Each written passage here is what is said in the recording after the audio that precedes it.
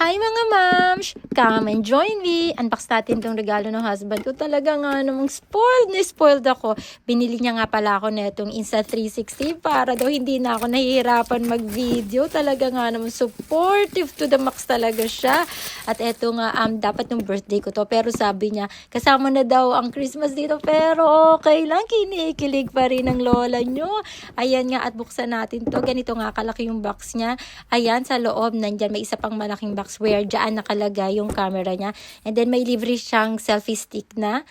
Ayan, ganito ang itsura niya. Ayan, ganyan lang siya kahaba. Hindi ko alam kung paano pa siya hahaba. At eto nga, at meron din siyang manual na kasama. And then, alam ko meron din, ayan, eto, libre din na extra battery na din. Fast charging battery nga daw to. Pero tingnan natin kung gaano ka-fast.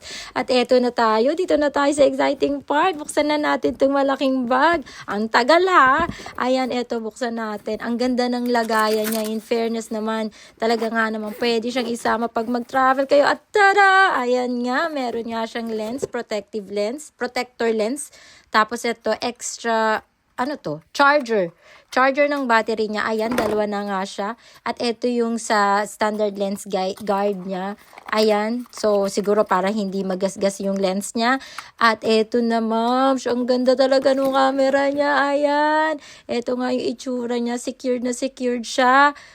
Samahan nyo ako sa susunod na video. I-try natin kung paano siya gagana. Kasi hindi ko pa talaga alam kung paano. Kaya mga ma'ams, sa susunod na video ulit.